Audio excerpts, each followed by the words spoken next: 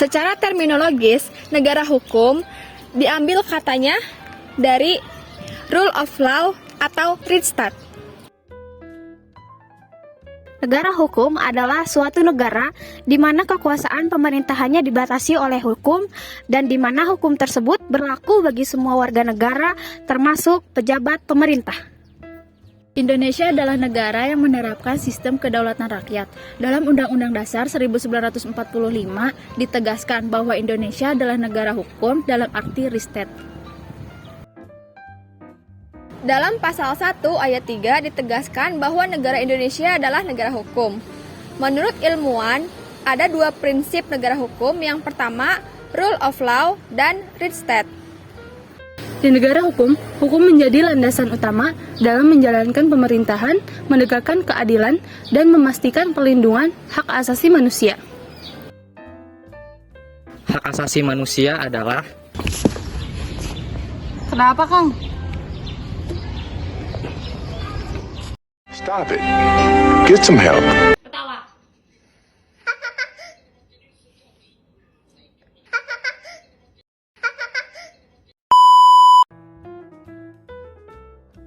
hak asasi manusia adalah seperangkat hak yang melekat pada setiap individu manusia tanpa adanya diskriminasi, termasuk hak untuk hidup, hak kebebasan berpendapat, serta hak-hak lain yang diakui secara internasional.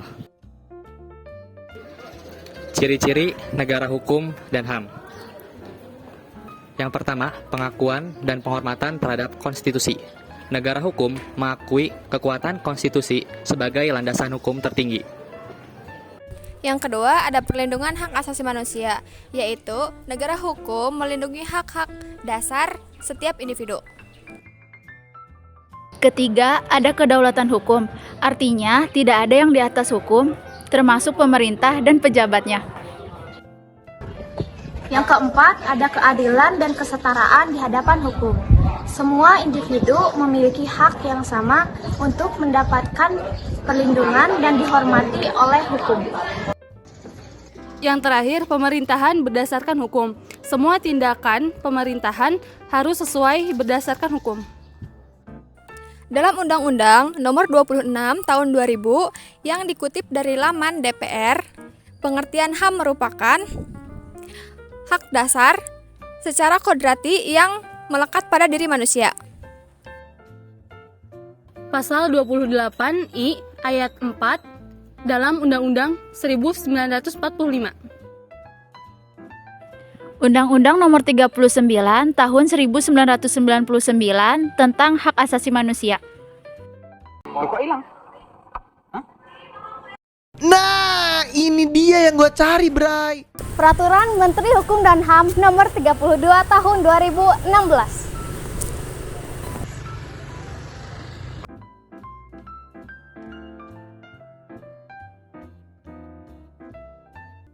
Hak untuk hidup.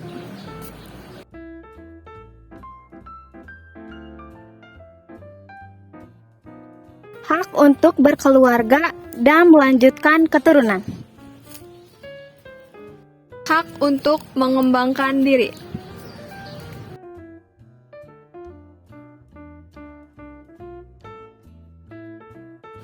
Hak memperoleh keadilan. Hak atas kebebasan pribadi. Upaya mengatasi hambatan dalam penyelenggaraan hak asasi manusia. Yang pertama, meningkatkan kesadaran dan partisipasi warga negara dalam upaya penyelenggaraan hak asasi manusia. Yang kedua, meningkatkan kerjasama dan koordinasi antar lembaga negara.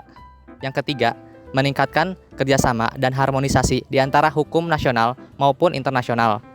Yang keempat, meningkatkan kualitas dan kuantitas sumber daya manusia yang berhubungan dengan penyelenggaraan hak asasi manusia dan negara hukum.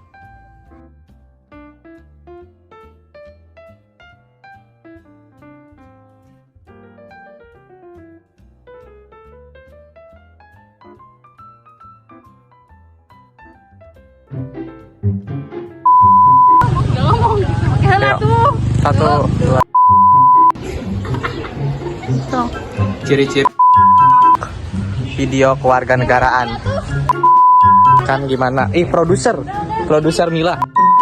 Panas sunangna. Tuh kita kepanasan katanya. Gak bisa di zoom ternyata guys. Kena ke bawah, kena kamu.